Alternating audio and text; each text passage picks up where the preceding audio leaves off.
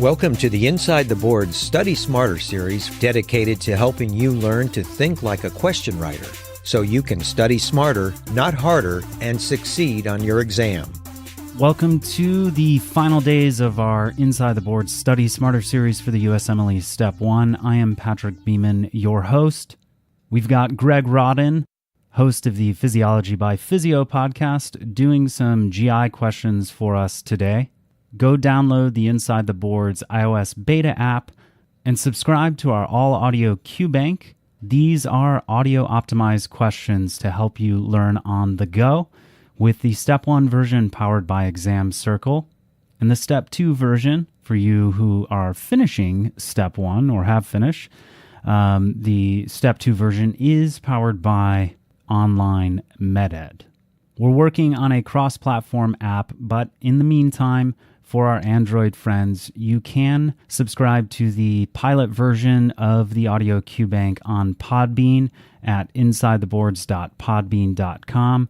We're adding an additional 100 questions over the next couple days to help you at the end of your dedicated study period. The setup is not as cool as our iOS beta app. The content is in long-form tracks, kind of like podcasts of 10 to 15 minutes. But it's our solution for now for our Android friends. Of course, for the iOS beta, you can search the App Store for Inside the Boards or just click the link in the show notes. Hey guys, it's Greg from Inside the Boards, and I am just here to do another installment of our 2019 Study Smarter series. This episode is going to be focused on a bunch of GI questions, so let's jump right into it. A 25-year-old man is brought by ambulance to the emergency department following a high-speed motor vehicle accident. He is conscious and denies any head trauma, but he complains of progressively worsening abdominal pain. Vital signs are significant for heart rate of 130. Initial fast ultrasound scan was unrevealing, but an abdominal CT shows evidence of retroperitoneal bleeding. Which of the following structures is the most likely source? Is it A, the jejunum, B, the pancreas, C, the spleen, or D, the transverse colon? And the correct answer is B, the pancreas. So among those who come in with major abdominal trauma, like from a motor vehicle accident, pancreatic trauma happens in about 4% of these patients. Hemorrhagic pancreatitis secondary to trauma may lead to retroperitoneal bleeding based on its anatomical location. So this question was ultimately asking you whether or not you recognize the retroperitoneal organs, one of which is the pancreas. Unfortunately, knowing about the retroperitoneal organs is just a matter of memorization, but there is a helpful mnemonic for it. It's SAD pucker. So let's go through that mnemonic together. S for suprarenal glands, A for aorta and also the inferior vena cava, D for the duodenum, P for the pancreas, U for the ureters, C for the colon, K for the kidney, E for the esophagus, and R for the rectum. So again, that's SAD pucker. And for you anatomy buffs out there, some of these organs have both intraperitoneal and retroperitoneal components. For example, with the pancreas, the tail of the pancreas is actually intraperitoneal, while the rest of the pancreas is retroperitoneal. Also, for the duodenum, only the middle of it, i.e. the second and third segments of the duodenum, are retroperitoneal, while the rest of it is intraperitoneal, the first and fourth segments. And the last example I'll cover here is the large intestine. So for the large intestine, only the ascending and descending segments are retroperitoneal, while the rest of it, so the transverse segment, is intraperitoneal. Okay, cool. So the pancreas can be a source of retroperitoneal bleeding. Probably the best distractor in this question was the spleen, which can produce heavy bleeding when damaged in trauma, but bleeding from the spleen is going to cause intraperitoneal bleeding, not retroperitoneal bleeds. Okay, very good. So I hope that helped. We'll do our next question now. A 66-year-old man complains of a painful mass palpated in his right groin, which spontaneously appeared after hauling a deer into his truck while hunting. He states that the pain is exacerbated by standing up, by coughing, and also by defecating. On physical exam, a reducible hernia is palpable. Which of the following is the most likely location of this patient's hernia? Is it A, inferior to the inguinal ligament, B, lateral to the femoral vessels, C, medial to the inferior epigastric vessels, or D, lateral to the inferior epigastric vessels? And the correct answer here is C. So this was another anatomy question. This one was basically asking, where are you going to find a direct inguinal hernia? And the correct answer to that is medial to the inferior epigastric vessels. Specifically, this is going to be within Hesselbach's triangle. So do you remember the structures that form Hesselbach's triangle? Well, they are the inferior epigastric vessels, the inguinal ligament, and the lateral border of the rectus abdominis muscle. So within Hesselbach's triangle, you'll find direct inguinal hernias. This is in contrast to indirect inguinal hernias, which are found lateral to the inferior epigastric vessels. Now, why would you think that this one is a direct inguinal hernia versus an indirect inguinal hernia? Well, think about the story here. We have a relatively old guy. He's 66 years old. And he performed a maneuver with the deer, basically having to lift a heavy load, and that's going to produce a lot of intra-abdominal pressure. And then that high intra-abdominal pressure can basically produce a tear in the transversalis fascia, which also weakens with aging. So for this reason, a direct inguinal hernia is most likely for this story. And you'll find a direct inguinal hernia medial to the inferior epigastric vessels within that Hesselbach's triangle. All right, and we're really cooking here. Next question. A 44-year-old female presents to the emergency department with a complaint of persistent right upper quadrant pain. She also complains of anorexia and nausea, but no emesis. She states that she has had similar episodes in the past, but never as severe. Past medical history is also significant for obesity. Physical exam is significant for positive Murphy sign. Serum studies show elevated transaminases and bilirubin, both direct and total. Serum lipase is also elevated. Imaging is most likely to reveal a stone in which of the following locations? Is it A, the common bile duct, B, the common hepatic duct, C, the cystic duct, or D, the main pancreatic duct? And the correct answer is A, the common bile duct. So this woman's story is pretty classic for gallstone pancreatitis. She's obese and she's in her 40s, which gives us 3 of the 4 Fs for gallstones. Also, she has a positive Murphy sign, which further suggests the presence of a gallstone. Okay, now we need to figure out where the stone is most likely to be. And we can actually do this using her lab studies. So she has elevations of both serum bilirubin and transaminases, which tells us that the liver is being affected by the cholestasis.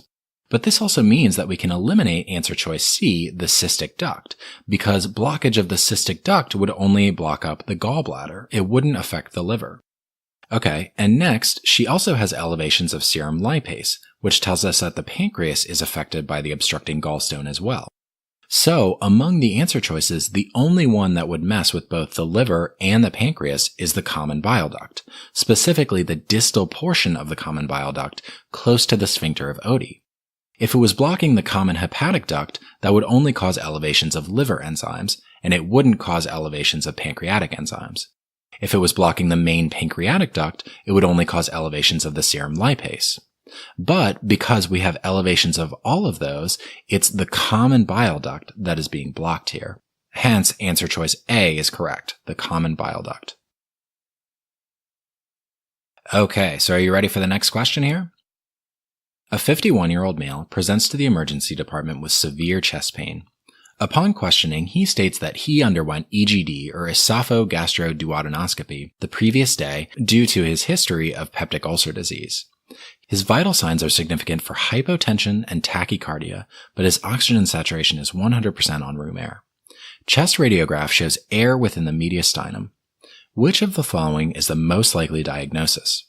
Is it A, Boerhaave syndrome, B, Mallory-Weiss tear, C, perforated peptic ulcer, or D, pulmonary embolism? And the correct answer is A, Boerhaave syndrome. So this patient is presenting with a perforated esophagus, also known as Boerhaave syndrome, and this was likely secondary to his recent endoscopy. The chest x-ray that they gave us here was really helpful to clue us into the underlying diagnosis because it showed air within the mediastinum. Because it's air within the mediastinum, we can be confident that the only answer choice that makes sense here is Boerhaave syndrome, or a perforating hole within the esophagus. For example, with the perforated peptic ulcer, we would see gas underneath of the diaphragm, but not within the mediastinum. Other findings associated with Boerhaave syndrome include hematemesis, subcutaneous emphysema, which causes kind of a crackling sensation when you palpate the chest wall. It's pretty crazy to see. And you can also see hemodynamic instability, which this patient is headed towards given his hypotension and tachycardia. So in addition to a patient who recently underwent an EGD, you also want to look out for Boerhaave syndrome in an alcoholic or a pregnant woman, where they were basically retching for a prolonged period of time, and that produces really high pressures in the esophagus and can ultimately blow a hole in the esophagus. So anyways, these were all classic scenarios for Boerhaave syndrome. Okay, and next question.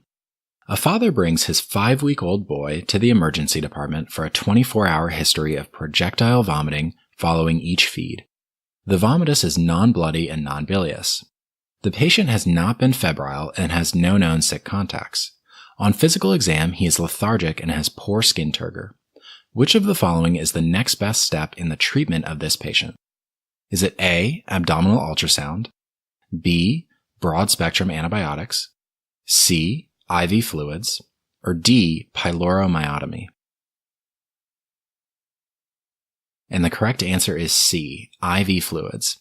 So on the board exams, if you see an infant who is 4 to 8 weeks old with projectile vomiting after every single feed and it's non-bloody, non-bilious, you immediately need to be thinking of congenital pyloric stenosis or hypertrophic pyloric stenosis.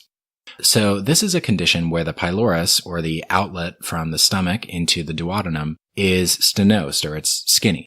And this ends up causing overload of the stomach, and the baby will just vomit it back out. And they can vomit it pretty far, hence the projectile vomiting after feeds. Additionally, because of the pyloric stenosis and the vomitus is only in the stomach, it's going to be non-bilious. And in this case, it'll also be non-bloody too. Okay, so when taking care of this patient, remember that the question was, what's the next best step? Not what's the definitive treatment or anything like that. So the next best step in treating a super dehydrated little baby is going to be IV fluids. We need to prevent them from going into shock, so we need to replenish their intravascular volume. Okay, so once we give them the IV fluids, then we can start to worry about the workup and the definitive treatment. So when working up congenital pyloric stenosis, the best imaging test is going to be the abdominal ultrasound, and that was answer choice A. And then the definitive treatment is going to be pyloromyotomy, where you basically make a cut into the pylorus to help open it up. But again, before we even think about doing surgery, we need to correct the patient's volume and electrolyte imbalance caused by the relentless vomiting. So the keys to this question, again, were what was the next best step, not what's the definitive treatment. And for a little baby who's lethargic and has poor skin turgor and clearly is volume down, we need to give them IV fluids first. Then we can worry about the definitive treatment and workup. Okay, and let's move on to our next question here. A 45-year-old woman is brought to the emergency department by her husband after 2 days of high fevers, chills, and upper abdominal pain. She endorses nausea but no vomiting and states that she has not eaten in 24 hours due to her symptoms. She's been taking acetaminophen 4 times daily to control the fevers and to help with the pain. Past medical history is significant for untreated gallstones. Vital signs reveal that she is febrile to 102.5 and she's tachycardic. She appears acutely ill. Murphy sign and rebound tenderness are absent, but palpation of the abdomen elicits guarding, particularly in the upper quadrants. Abdominal ultrasound demonstrates common bile duct dilatation. Which of the following is the most likely diagnosis? Is it A, acalculous cholecystitis, B, acetaminophen toxicity, C, ascending cholangitis, or D, biliary colic? And the correct answer is C, ascending cholangitis. So this patient's acute presentation in the context of common bile duct dilation is suspicious for ascending cholangitis, which is infection and inflammation of the biliary tree ascending from the GI tract. Ascending cholangitis is most commonly seen in the context of a biliary obstruction, like from a gallstone or a pancreatic tumor. Remember that she had a history of untreated gallstones. And then, now that we have that biliary obstruction, bacteria will like to grow behind the static fluid there. So gram-negative enteric bacteria, like E. coli, will like to climb up there and infect the biliary tree. Although it may be difficult to distinguish cholangitis from cholecystitis, cholangitis generally presents with a more severe illness, right, with high fever, right upper quadrant pain, and maybe some jaundice. Do you remember what this is called? Well, this is called Charcot triad. And if you add hypotension and altered mental status into the mix too, then it's called Reynolds pentad. So ascending cholangitis is a serious condition with very high mortality when it's left untreated. So these patients need to be admitted to the ICU to be taken care of. For their initial imaging, you can get an ultrasound or a CT. This question stem mentioned that she got an ultrasound, and it also showed that she had dilatation of the common bile duct, which suggests a distal obstruction and ascending cholangitis. But beyond diagnostic ultrasound or CT, the actual gold standard is going to be the ERCP, or Endoscopic Retrograde Cholangiopancreatography. So this is where you're basically taking an endoscope down into the duodenum, and then you kind of back up through the sphincter of Oddi to get into the biliary tree. It's pretty cool. Also, what's cool about ERCP is that it's both diagnostic and therapeutic, because it's going to identify the problem with the endoscope, and then if it's a stone, it can also fix the problem by extracting the stone and allowing the common bile duct to drain again. Remember that the underlying problem here is biliary obstruction, right? So we want to relieve the obstruction and allow the common bile duct to drain.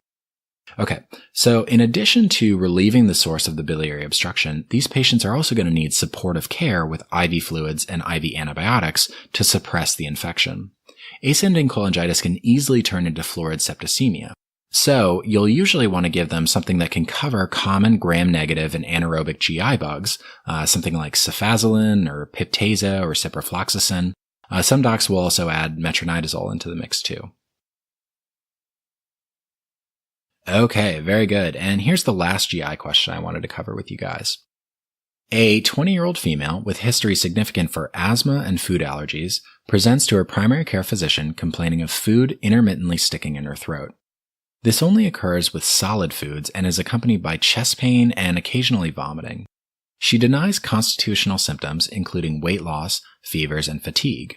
She also denies reflux as well as tobacco or alcohol use. Physical exam is normal. Which of the following findings is most likely to be present upon endoscopy of this patient? Is it A, esophageal webs, B, intestinal metaplasia, C, linear furrows, or D, punched out ulcers? And the correct answer is C, linear furrows. So this patient is presenting with signs and symptoms of eosinophilic esophagitis. This IgE-mediated esophagitis stems from food allergies causing eosinophilic infiltration into the distal esophagus, and this results in inflammatory swelling, smooth muscle dysfunction, and eventual scarring. So as we saw in her case, this can produce dysphagia and globus sensation and food impaction. It even caused her chest pain and occasional vomiting. Eosinophilic esophagitis is a disease more commonly seen in patients with atopic disorders like asthma and allergies and eczema. Remember that she had both asthma and allergies. Hence, that should have cued you to be thinking about diseases associated with this atopic syndrome. So, on endoscopy, patients with eosinophilic esophagitis classically have regions of inflamed linear furrows, and occasionally you can see esophageal rings too. For the other answer choices, intestinal metaplasia refers to Barrett's esophagus, which will be seen in long-standing GERD. Her story really didn't have any long-standing reflux, so we should lean away from this one. Also, answer choice D, punched out ulcers refers to lesions that you can see with HSV esophagitis. There's no indication that she's immunocompromised, so HSV esophagitis is unlikely here. So the bottom line for this one, on the boards, if you see an otherwise healthy patient with an atopic history, like asthma, allergies, eczema, who now has esophageal symptoms, you should be thinking about eosinophilic esophagitis. And on endoscopy of eosinophilic esophagitis, you can see linear furrows. All right, so I hope my explanations were helpful. I hope you guys learned something. Thanks for participating with me on this one, and I'll see you guys next time. All right, thanks, Greg. Remember, go subscribe to Physiology by Physeo, and go check out our main channel. This week, our audio blog, powered by Med School Tutors, covers what to do in your final 2 weeks of USMLE Step 1 preparation, as well as Now That's High Yield Biochemistry from the Med School Tutors blog.